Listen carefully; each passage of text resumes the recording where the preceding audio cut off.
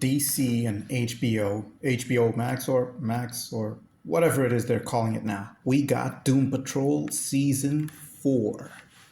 So we're going in with this one, and well, it was the last season of the show.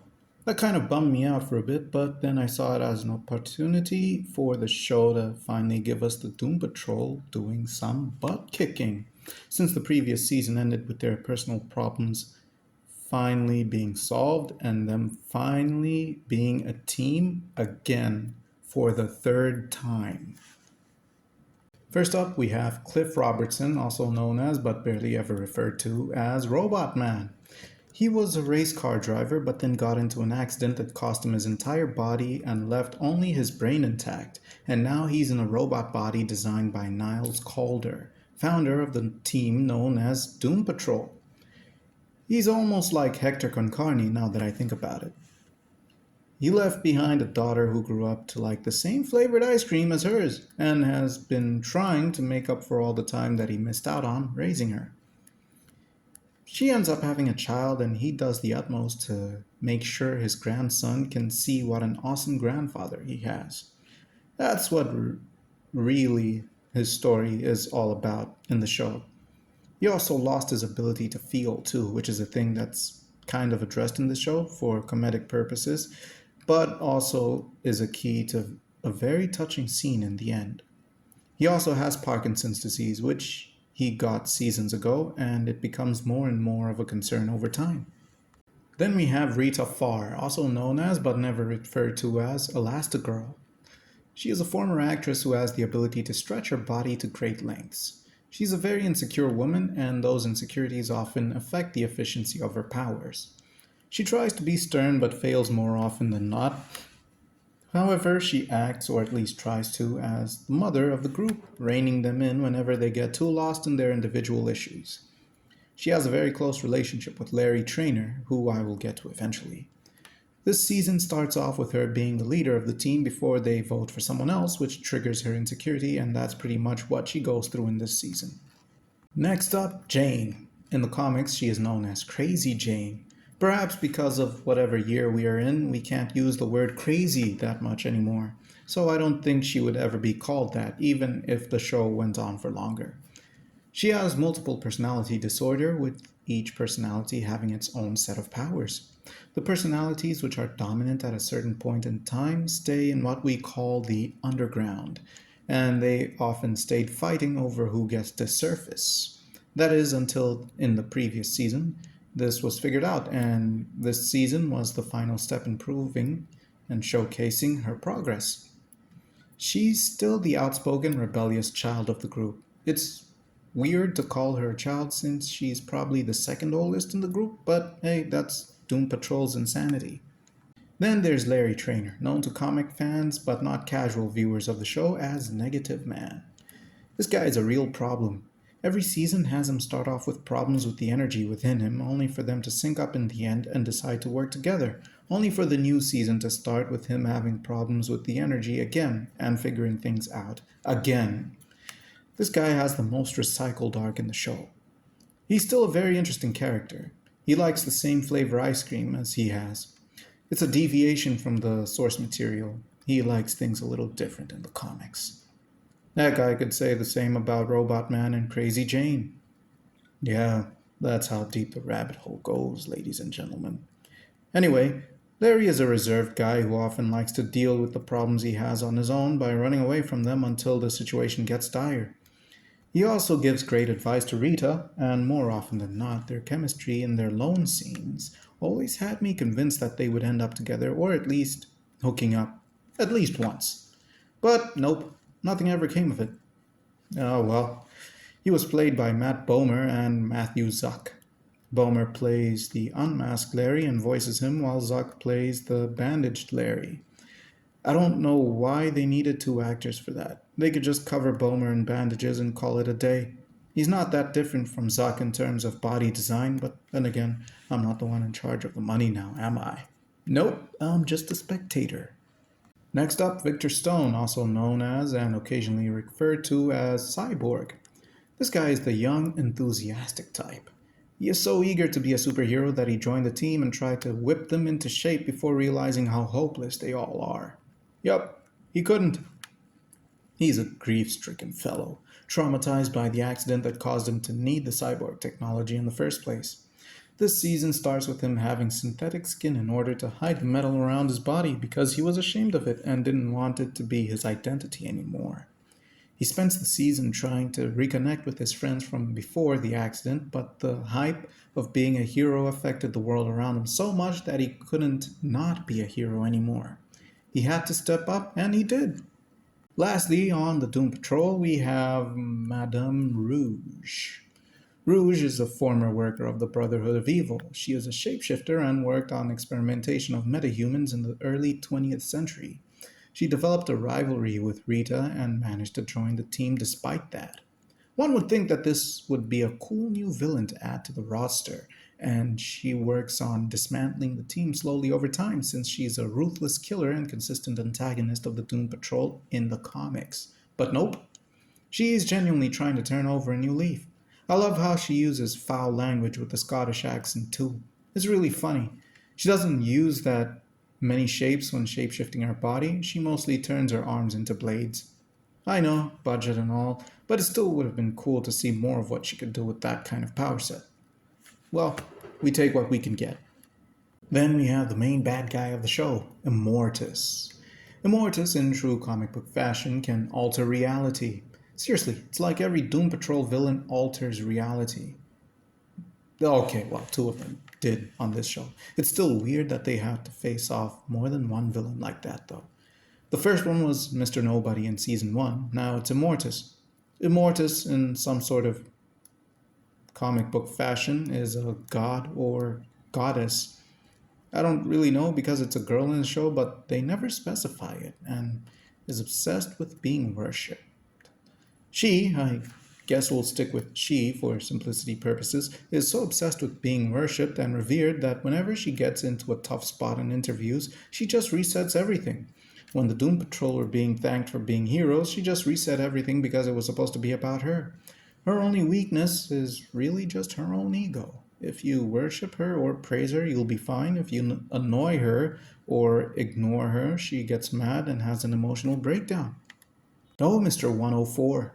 This guy is made up for the show and has a kind of relationship with Larry. Yes, he also likes different flavored ice cream. Larry gets really lucky at finding such dudes. Mr. 104 starts off working for the baddies too, but then goes to the good guy side. But when he finds out that his body can't withstand being out in the open without being destroyed, Larry urges him to lock himself up in the ocean just in case his body explodes. He has some weird elemental shapeshifting power that I never really understood. He's a nice guy, kind of lost, but still realistically nice enough for me to feel sorry for as an audience member. Then Dorothy Spinner. She is Niles Calder's daughter and has the power to bring her imaginary friends to life. She is very powerful and has a weird parentage. Her mother is some prehistoric Neanderthal like woman. Seriously, what is up with the characters of this show? Niles was really a freak and a weirdo. Whatever. She tries to find a place where she can fit in, but then ultimately finds that the Doom Patrol is a good place to be in after all, despite all the madness. She does enjoy her time in Danny the Street, a sentient street that houses people who have been ostracized from the world. She's a kind girl, kind of lost in the world, always willing to do the right thing, and thoughtful. We have Space Case, who is on the case. She's a redhead. My kind of woman. She's a comic book superhero and was brought to life by Dorothy when Danny was under attack. She decided to stay in the real world and deal with her father, who was brought into the real world and used to bring Immortus to Earth. I don't know if the actress was bad or if she was meant to embody the goofy, stereotypical comic book character mannerisms in an outlandish way that feels awkward to see in the real world. Anyway, she's really pretty. Seriously, she is. Her rivalry with her father is never really resolved, and honestly, we actually see that her father does have a good side to him, and there was a point to what he was doing, but they never addressed that again, even after he died. That kind of made me sad, just like the ending of the show. And finally, Willoughby Kipling. This guy was always some kind of mystery to me. He was always on the good guy side, but he worked with people I always suspected to be bad. He's a beard hunter. I still don't understand what that is. He can use sorcery, and it also depends on his virginity. Yes, he is revealed to have never been with a lady in more intimate spaces. They make fun of him for that. I'm glad they still use that kind of comedy in some places. It really is fitting with the juvenile humor we have in this show. He's also frustrated with the incompetence of the Doom Patrol, and honestly, who can blame him? These people are annoyingly out of touch all the time and always have these issues they're dealing with that end up prolonging the problems they encounter. So, on to the show. This was the final season of the show. After the way the last season ended, I thought that it would finally delve into action packed adventures since the characters all had gotten past their issues and were cool again. Boy, was I kind of wrong. The season gave them all issues all over again. The same issues, just handled differently, as usual. I liked how they kept the juvenile humor in the show, and I think that that's what makes it stand out from everything else. I mean, the butt apocalypse? Seriously?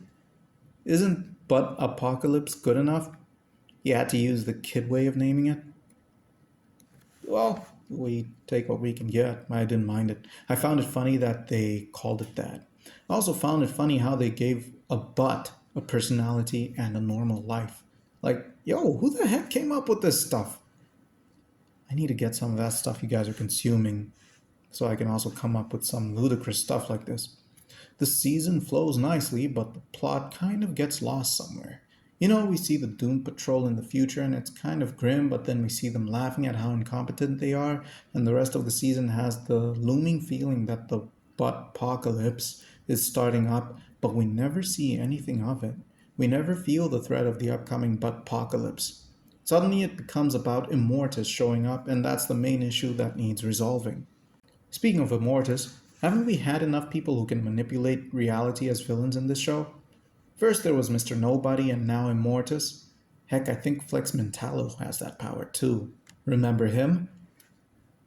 He can make you achieve the highest form of sexual gratification by flexing his muscles. Unfortunately for Cliff, it doesn't work on him. Speaking of Cliff, oh, Cliff. He was the overbearing father in the past seasons and tried to be like that with Jane, but it didn't work out so well because she was well into her edgy teen phase. Plus, I think she's older than him. It's funny too because these two actually date in the comics. It's not gross. Their ages are different in the comics. Plus, in the show, she's still older than him. I don't know about how they get anything physically romantic done, but that's just me. Maybe his robot body functions differently in the comics. I don't know. I still haven't gotten to that area yet. I'm still reading the Golden Age comics. Speaking of Golden Ages, let's talk about Victor Stone for a bit. He misses the old days when he was with his friends and nothing weird happened around him. I still don't know why they put Cyborg in the Doom Patrol. This doesn't make any sense, no matter how you try to spin it. I mean, yeah, sure, he fought to fit in with them and was always just kind of out of place no matter what, and that's exactly how Cyborg felt as a character in the show. Couldn't you have just put Beast Boy in? I mean, yeah, he left them for the Titans, but then you guys, for some reason, said that it's a different universe from the one where Beast Boy left, so it shouldn't matter. I mean, like they say over at Marvel, it's the multiverse. Anything is possible. I mean, you can just tell everyone that it was all part of the grand design when they ask about how confusing it is. That's what they did with Captain America's ending in Endgame. Don't question whether it makes sense or not. It was all part of the grand design. On the subject of endings that had virtually no build up but people embraced with arms wide open, what the heck was up with Casey and Jane? They had one scene where Jane was mean to her, then in the next scene where they share the same space as each other, they show that Casey probably has a thing for Jane, then in the end, they get together. Am I the only one who noticed that this just kind of happened, but there was nothing that justified it happening? Or is it just me? At least Captain America and Peggy had some baggage in history, but this pairing? Nope.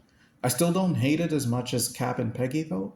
Seriously, that story needed more fleshing out. It just came out of nowhere. Plus, is every edgy, tough girl character in Hollywood going to turn out like this?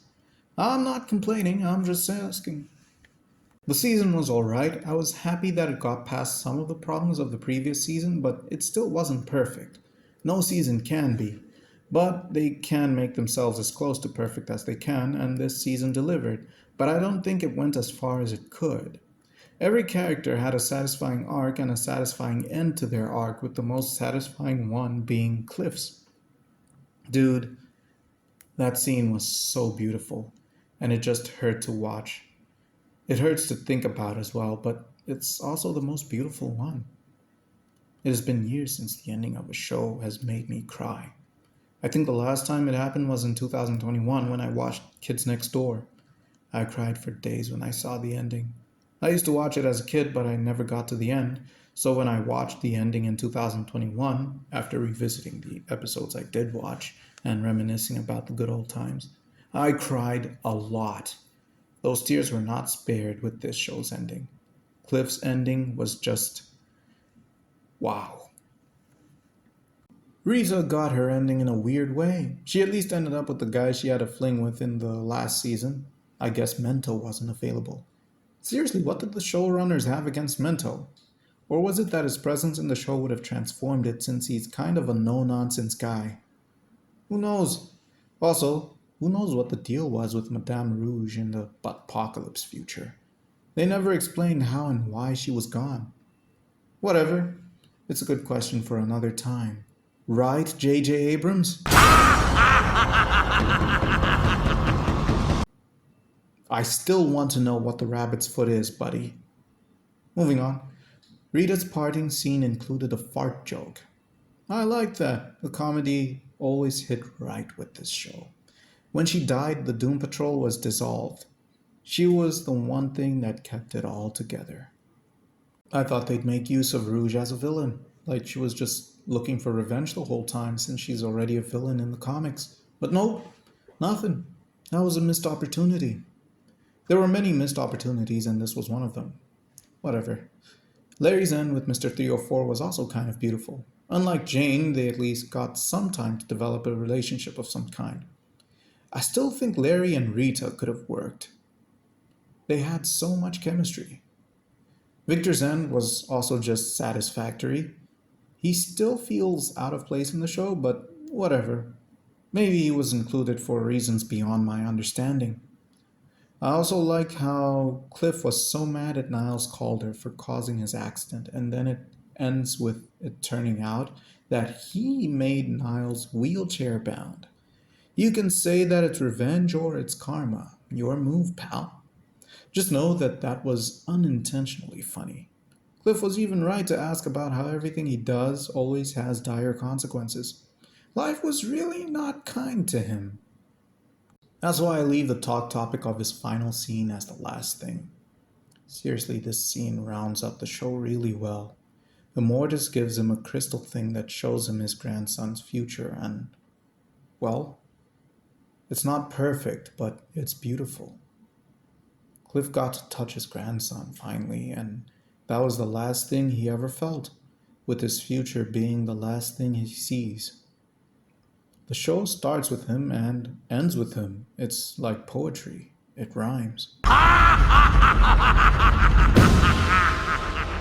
I'm sorry, I know the laugh is inappropriate when talking about this heavy scene, but I needed some form of levity because I feel a lump in my throat right now. When the red light in his eyes shut down, I was like, go now, be at peace. And that was the end of the show. The credits rolled. What can I say about Doom Patrol? It was unique. It was funny. The action was good. It was repetitive. It also violated a lot of the comic's accuracy, but in the end, it was competently made. It is also very underrated. I can't believe how little it's talked about, but whatever. At least it got an ending instead of being cancelled before it could get things rolling. Could it have gone for more seasons? Yes, it could have. Should it have? Yeah, I think so. But it's also nice that it gets to end before going bad. If you haven't watched it, please do. If you have, please leave a comment below expressing your thoughts on it, especially the final scene of the show. Please check out our Facebook page, our Instagram page, and the rest of our channel for more cool content similar to or better than this. Have a good day.